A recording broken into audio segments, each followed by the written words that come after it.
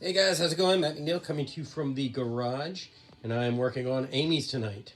As you can see, I have 1, 2, 3 that are painted and waiting for some eyeballs. But then I also have number 11, 12, and 13, which are waiting for basically everything. But what I like to do is I like to paint 5 in a batch. And I just got a new order of latex today. So I will be pouring number 14 tomorrow and 15 on Saturday, which is awesome. That means I will get to paint these girls. But in the meantime, there's still plenty of work to be done. As you can see, I've got inner mouths waiting here to be placed in these Amy's. Actually, I've got all 5 inner mouths done. I still need to paint the outer teeth for all 5 of these, but wigs are one of the most tedious parts of this process, and I am working on those as I speak. This one is done, but this one is not. I'm actually in the middle of doing it. So I figured, we talked a little bit about wigs before, and when I was first starting out, trying to decide whether I was gonna do the ventilating on these or not, and obviously I have decided to. And at first, I have to admit, I was really slow at it, pretty terrible. But I've gotten the hang of it. It still takes, I don't know, maybe an hour, maybe a little more than an hour to get one of these wigs really good and done. But I think it's worth it because if you look at one of the finished Amy's, just the hairline to me really kind of stands out. You're not stuck with all that glue, and it looks as if the hair is growing right out of the mask, almost as if you punched it, and maybe in some cases better than if you punched it in the latex. Now I know that silicone's a little bit of a different story, and you really can't beat hair punched into a silicone mask if it's done correctly and well. But I digress. Let's talk about ventilating these wigs. Now, what I do is, because specifically I'm working on the widow's peak, I've got half of the widow's peak done on this one, right? And what I do is, the first thing I do is I ventilate a straight line to about here, and then I start, and then I work on my rows, moving back. Sometimes I'll move this way and just sort of fill in and fill in and fill in and fill in until I feel like I've got a nice, appropriate hairline going on there. And, I can always come back once, even after I've ventilated this side, and if I want to, I can fill in some more or even bring it down. But most importantly, this straight line that I start with gives me a reference point for the center of the head, because what you don't want to do, or I didn't want to do, was start going back and forth, because you might end up way over here with your widow's peak. So this gives me a nice point of reference. So I do this, I do that side, I do this, and then I do that side. And I've gotten a little better at this, which is good. I would hope I have after, let's see, this is wig number 12, I think. Yeah, because I got 11 wigs done. This is wig number 12. And for those of you who didn't watch any of the other videos that I did on this process, I'll show you. The one thing that I would say is I could be doing ventilating these wigs on top of the Amy's, but their flesh color or latex color at the moment, which is very much the same color as this lace, so you really kind of can't pick out the holes in the lace. So what I do is I took just a wig form, styrofoam wig form, and sprayed it with some Plasti Dip, which obviously kind of ate a little bit of the styrofoam away. But then I took some electrical tape and put some electrical tape down at the hairline so that I would really be able to see what's doing with this lace here. So, so here's the process. Basically what you do is you find a hole, like so, and you grab a few hairs, you pull it, you loop it around the hook, you turn it, and then you pull it back through itself, just like that. and away from you, because one of the videos that I was watching about lacing a wig, she talked specifically about having caught herself in the face with the little barb on the latch here, and that's the last thing we're going to do. So pull it back through. There you go. And I keep bumping the stand. Sorry about that. I'm having to put my iPad kind of in between me and the wig. Now, the other thing that I do that you can't see at the moment is I use one of those sort of desktop LED magnifying things with the light circle. You know, it's like a giant magnifying glass that you clamp onto your desk. And but honestly, if I didn't have that, this would not go well at all.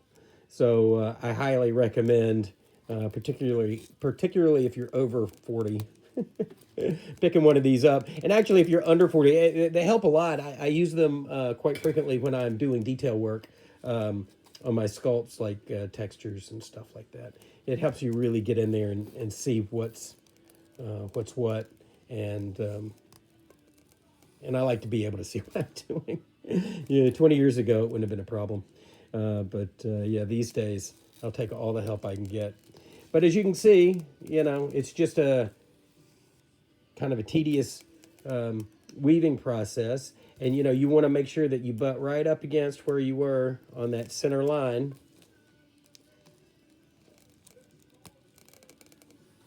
And then back through.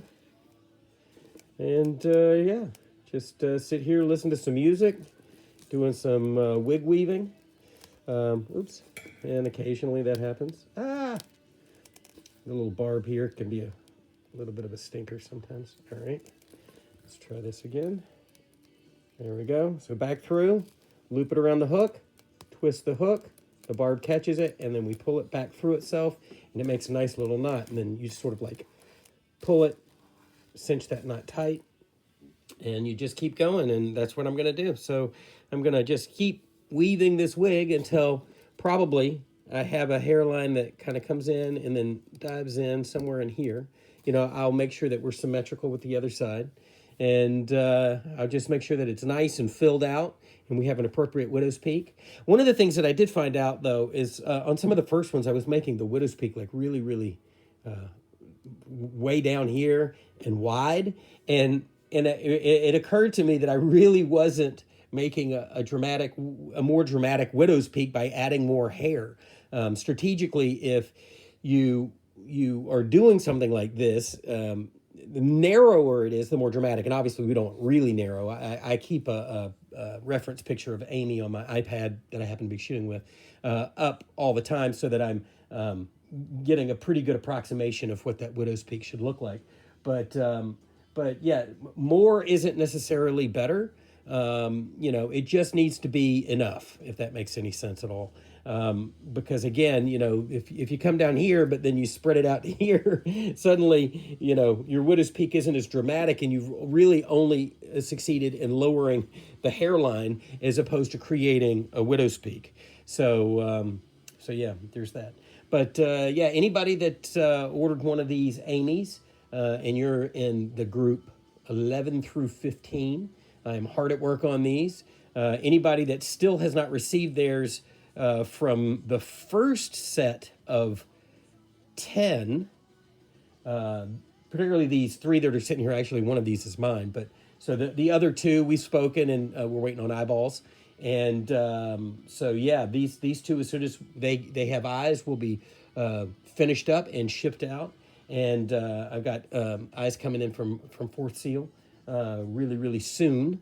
So those of you who got the Fourth Seal eyes, I will be wrapping those ladies up, and then we will be on to. I'm not going to let that slow me down. Anybody that's in 11 through 15, and I'm slowly getting in touch with you guys in regard to options and whatnot. So stay tuned. I will be in touch very, very soon if we have not already spoken.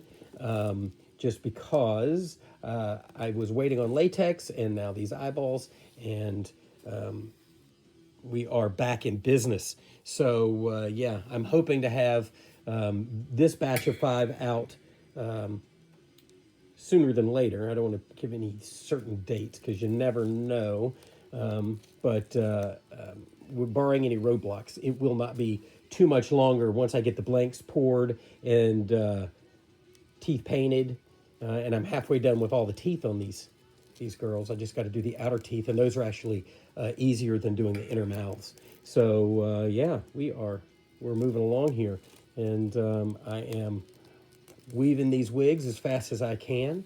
Got one done, got 4 more to go in this batch. So usually what I'll do is I'll do a wig a day, and then I'm painting a couple of sets of teeth. So probably in the next week, I will have all the teeth and all the hair painted. And while I'm doing that, I have blanks curing in the mold, and I do 1 blank a day because it takes a whole day to cure a blank. And then at that night, usually, if everything is nice and dry, I will foam it. So yeah, we're about a week away from having all the pieces and parts for 11 through 15. And then I get to assemble, and hopefully by that time we'll have some eyeballs in the house. And once I have eyeballs, we're on the fast track at that point. So yeah, I appreciate everybody that's giving me support on these Amy's. They've been a lot of fun, a lot of work, and I've learned a lot. You know, who knew I'd be weaving wigs in my garage, right? But you got, sometimes you just go, hey, that's what's got to be done in order to make these Amy's the way that I want them to be done.